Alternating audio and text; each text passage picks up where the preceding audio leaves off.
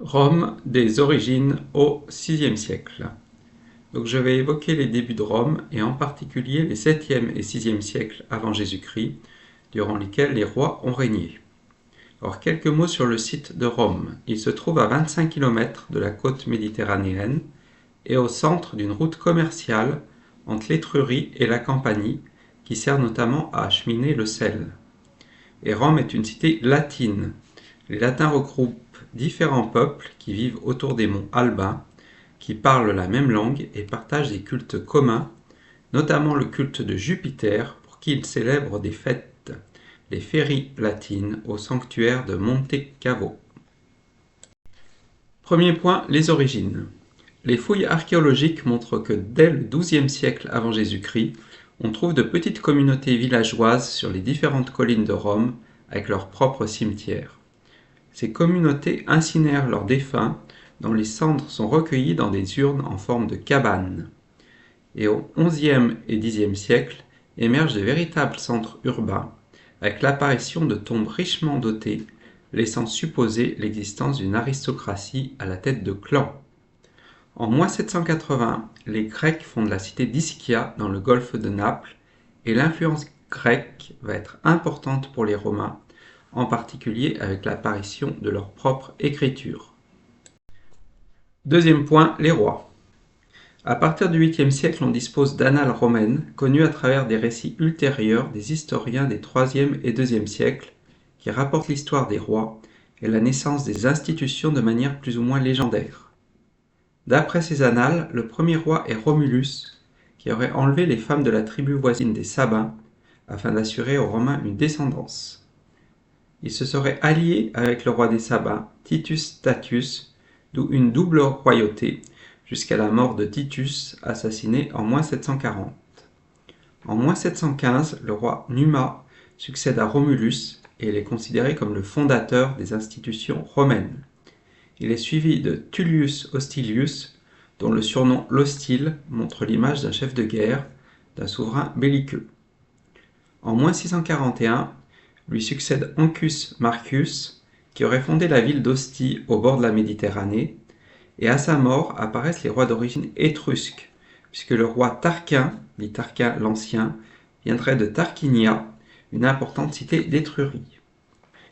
Il est suivi de Servius Tullius et de Tarquin le Superbe. Superbe désigne son caractère vaniteux, puisque selon la légende, c'est le caractère tyrannique de Tarquin qui aurait conduit à une révolution de palais, suivie d'une émeute populaire et à la naissance de la République en 509. L'historien Tacite donne une autre version. Selon lui, un autre roi étrusque se serait emparé de Rome et aurait imposé un traité si sévère, avec le désarmement de la ville, qu'il aurait provoqué le départ de Tarquin. La vacance du pouvoir aurait alors permis à l'aristocratie de mettre en place le nouveau régime. Troisième point, les premières institutions.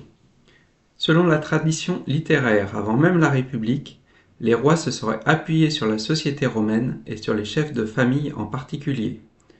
L'unité de base de la société romaine est en effet la famille, sous la direction du père, patresse, qui détient toute l'autorité. Les familles sont ensuite regroupées en clans, gens, qui se reconnaissent à leur nom, qu'on appelle le gentilis. Au milieu du 8e siècle, les chefs de clan se seraient réunis en assemblée et le roi aurait choisi parmi eux 100 sénateurs, les pairs du peuple, qui délèguent à son successeur le pouvoir de commander, appelé imperium, avec le consentement des dieux. 3 types d'assemblées auraient été créés, dotés de fonctions politiques et militaires. D'abord, les comices tributes, avec les citoyens réunis par tribus, c'est-à-dire selon leur territoire. Il y avait 4 tribus urbaines et 17 tribus rurales, chacune devant fournir 100 cavaliers et 1000 fantassins. Ensuite, les comices curiates, des hommes libres répartis selon leur curie. Et la curie est une subdivision de la tribu, une tribu équivalent à 10 curies. Par extension, la curie désigne le lieu de réunion. Enfin, les comices centuriates, des citoyens rangés cette fois selon leur fortune. Elles auraient été créées par Servius Tullius afin de briser les solidarités régionales et claniques et de réformer l'armée, chacune des 60 centuries devant fournir 100 fantassins. Cette réforme censitaire favorise également les citoyens les plus fortunés. Les patriciens, les chefs de famille qui concentrent l'essentiel des pouvoirs à la naissance de la République, regroupent autour d'eux des clients qu'ils contrôlent à l'aide de dons, en échange de services et de leur fidélité.